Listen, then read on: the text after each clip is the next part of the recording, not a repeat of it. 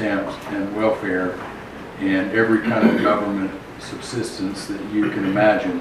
And through that experience was, as much as it was suffering, it was a time when God spoke loudest to me.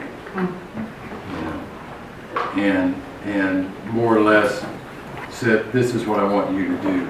You know, you thought you knew what you had to do, but now you don't have to do that. This is what I want you to do, because frankly, you have nothing left to lose. So I was fresh from Australia. I moved at 14.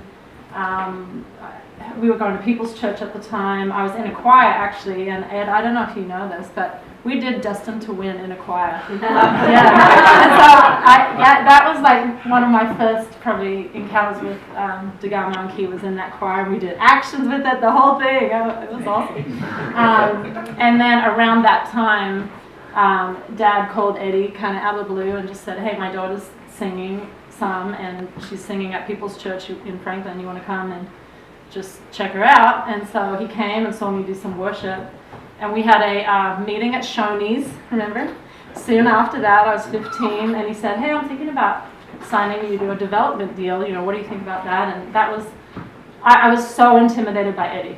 That is probably one of my early memories. There's all these meetings, we'd go to Forefront, and I'd be sitting there in that office on the couch and just, Eddie, you know, I was just so intimidated. And I think Ed, over the years, has just become like family to me.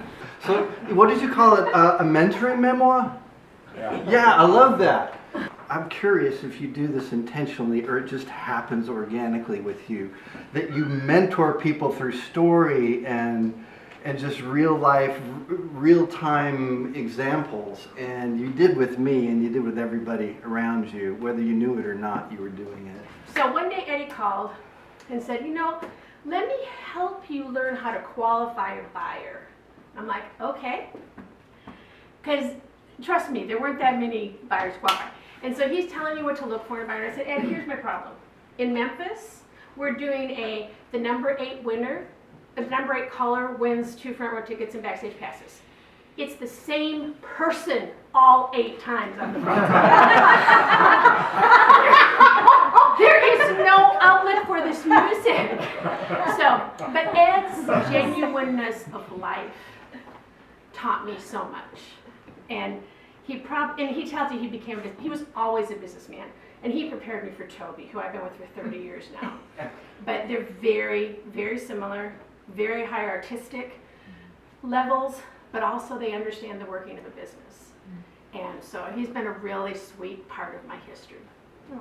Something happened to them on the road. Something broke down.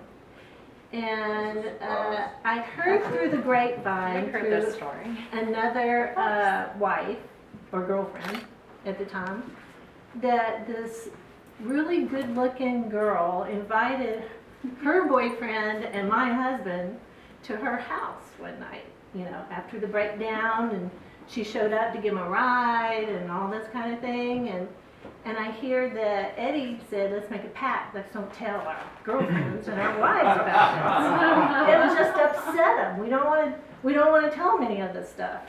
Well, of course it gets back to you. Why? It always gets back to you, doesn't it? I mean, girlfriends, everybody? Yeah. So I decide that I'm going to send him 1 red rose, and it's going to say, next time you can stay at my place. And it's going to come to our house. So I did that. I called the florist, and I knew they had band practice at the house that day. And I hear the doorbell ring. Now, the house we were in would fit in the den, right here. So all the guys had taken a break. It was Dana, Eddie, Tony. Was Tony there? Tony Pilcher, Kitty Porter. Jerry Moxley. Were you there, Greg? No, it was Moxley. Terry, okay. So they were all sitting in the den, and I was in the kitchen. I could see everything. I hear the door knock. Eddie answers the door. This is for me? This is for me? And he goes, I hear this. Oh my gosh. Oh my gosh. How did you find out where I live? Oh my gosh. How am I going to tell her about this? Oh my gosh. And I can see Dana's face. And Dana's like, he's looking at me, he's looking at Eddie, he's looking at me, he's looking at Eddie, and I'm doing everything to keep it together. you know, because I'm about to start laughing. So he goes, I gotta go down. I just gotta go down. So he comes into the kitchen, and my back is to him, and he goes, honey, I don't know how to tell you this, but something happened on the road. Something broke down, and this girl wanted me and Kenny, and I turned around, and I just burst out laughing. And what he didn't put in the book is that he said I was from hell. Because I had scared him so bad. And I said, he goes, what? How did you know? I said, I will always find out. I will always find out. So you better tell me everything that happens on the road. It will always get back to me. Believe me, it will get back to me. And it always has. It always has. It always will. And he's always been upfront about it and everything now, though. But, oh my gosh. I think every one of those guys was about to wet their pants. And they were like, we didn't have cell phones, but they were like, I got to call my girlfriend. I got to tell them what's going on. But look, he gave it It was dramatic. Yeah, I'm glad she doesn't really remember the story. Oh, really? I didn't hear the real story. Yeah, it was unfortunately a little more salacious, but Well, I don't all turned know. out. That was a long time ago, Ed. Oh gee, what time is it?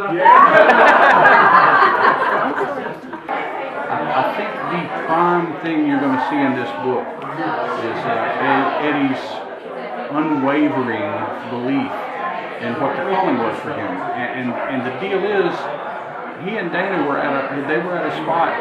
They had a deal. They had a secular record deal with London. I'm sure he talks about that in this book. And they walked away from everything they had worked for to that point on a calling.